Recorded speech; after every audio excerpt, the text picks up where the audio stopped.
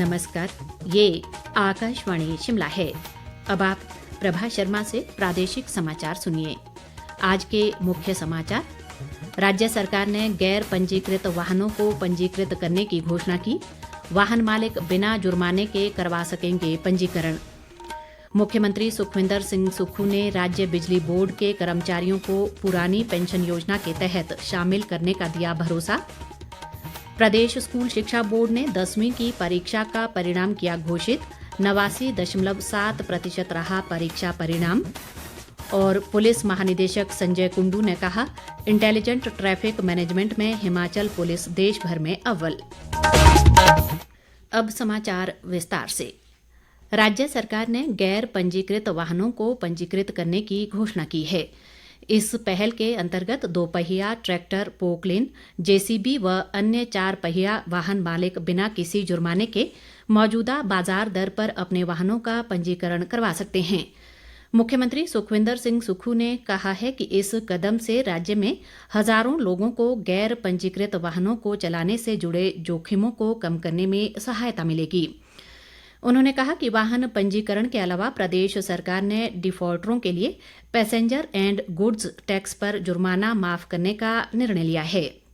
PGT defaulter 30 जून तक इस सुविधा का लाभ उठा सकते हैं।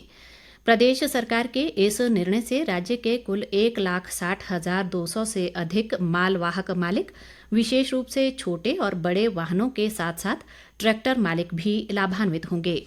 मुख्यमंत्री ने कहा कि पहले पीजीटी डिफॉल्टरों को राज्य सरकार को मूल राशि पर 18% ब्याज के भुगतान के साथ प्रति तिमाही 100 से 5,000 रुपये तक का जुर्माना अदा करना पड़ता था।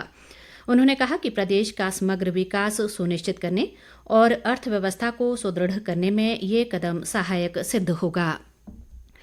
मुख्यमंत्री सुखविंदर सिंह सुक्खू ने राज्य बिजली बोर्ड समिति के कर्मचारियों को पुरानी पेंशन योजना के तहत शामिल करने का भरोसा दिलाया है।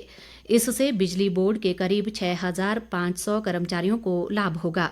मुख्यमंत्री ने कहा कि सरकारी कर्मचारियों का कल्याण राज्य सरकार की सर्वोच्च प्राथमिकता है। उन्होंने कहा कि सरकार का उद्देश्य कर्मचारियों को सुरक्षित भविष्य प्रदान कर उन्हें प्रदेश के समग्र विकास में प्रभावी योगदान देने के लिए सक्षम बनाना है। इस बीच धर्मशाला में मुख्यमंत्री ने कुछ प्रस्तावित परियोजना स्थलों का निरीक्षण करने के बाद अधिकारियों के साथ कल देर शाम एक समीक्षा बैठक की। विभिन्न परियोजनाओं के संबंध में वन व पर्यटन विभाग के अधिकारियों के साथ हुई इस बैठक में उन्होंने एडीबी से वित्त पोषित विभिन्न पर्यटन परियोजनाओं की जानकारी मांगी। मुख्यमंत्री ने अधिकारियों से विकास कार्यों के प्रति दृष्टिकोण में बदलाव लाने और जनता की सुविधा व राज्य के हितों को ध्यान में रखते हुए कार्य करने को कहा। बैठक में कृषि मंत्री चंद्र कुमार, प्रदेश पर्यटन बोर्ड के अध्यक्ष आरएस बाली, विधायक सुधीर शर्मा, केवल सिंह पठानिया, मलेंद्र राजन और देवेंद्र भुट्टो सहित अन्य अधिकारी मौजूद रहे। वहीं मुख्यमंत्री सुखविंदर सिंह सुक्खू आज तेलंगाना के दौरे पर हैं। वे तेलंगाना के जडचरला में एक कार्यक्रम में शामिल हुए। हैदराबाद पहुंचने पर सुखविंदर सिंह सुक्खू का कांग्रेस पार्टी के नेताओं ने गर्मजोशी से स्वागत किया। स्वास्थ्य मंत्री कर्नल धनीराम शांडिल ने युवा पीढ़ी को नशे से बचाने के लिए वरिष्ठ नागरिकों से अपना अनुभव व सहयोग प्रदान करने का आग्रह किया है। वे आज सोलन में बुजुर्ग महिलाओं के लिए स्थापित खुशी डे केयर सेंटर के स्थापना दिवस के अवसर पर वरिष्ठ नागरिकों को संबोधित कर रहे थे।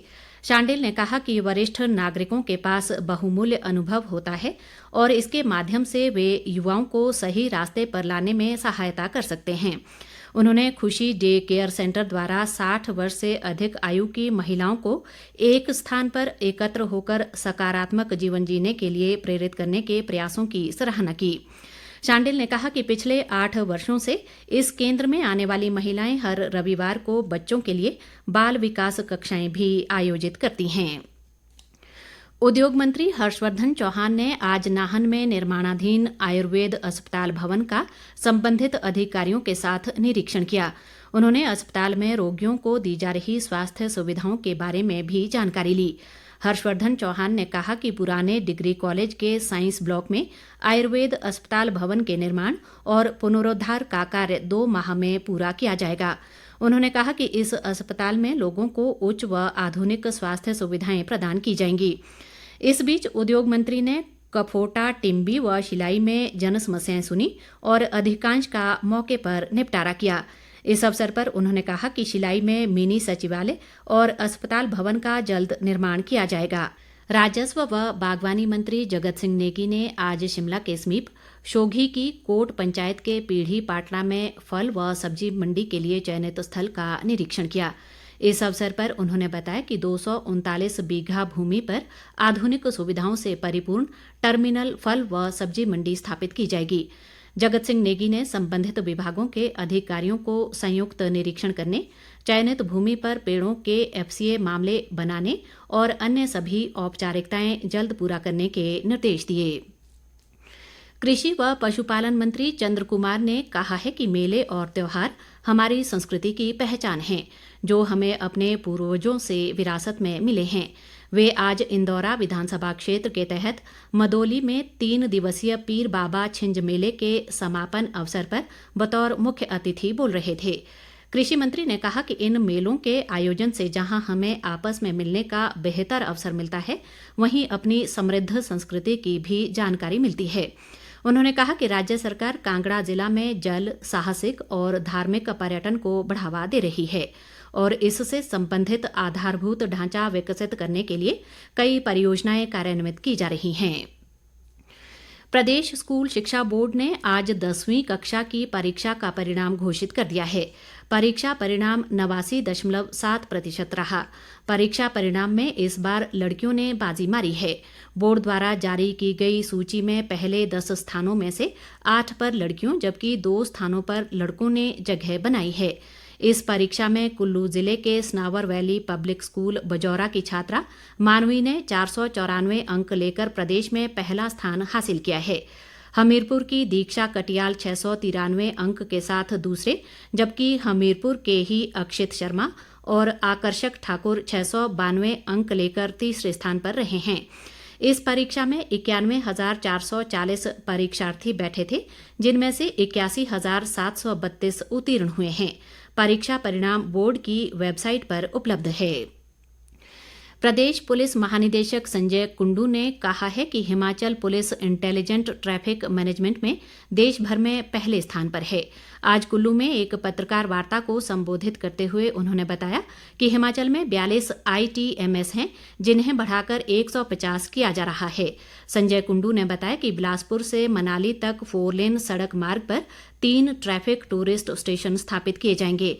उन्होंने कहा कि ट्रैफिक टूरिस्ट पुलिस यहां यातायात को सुचारू बनाएगी, वहीं पर्यटकों की भी हर संभव मदद करेगी।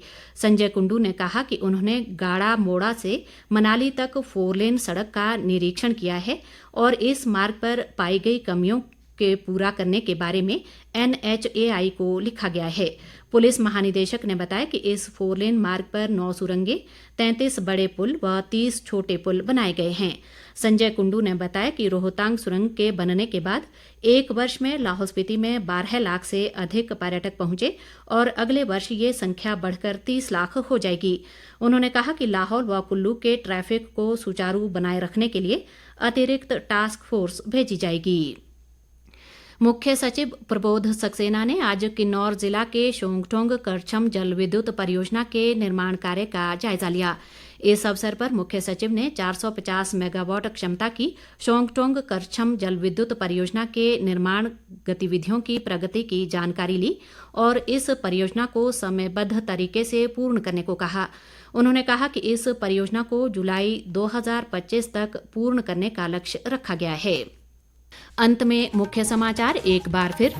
राज्य सरकार ने गैर पंजीकृत वाहनों को पंजीकृत करने की घोषणा की। वाहन मालिक बिना जुर्माने के करवा सकेंगे पंजीकरण। मुख्यमंत्री सुखविंदर सिंह सुक्खू ने राज्य बिजली बोर्ड के कर्मचारियों को पुरानी पेंशन योजना के तहत शामिल करने का दिया भरोसा। प्रदेश स्कूल शिक्षा बोर्ड ने 10वीं की परीक्षा का परिणाम किया घोषित।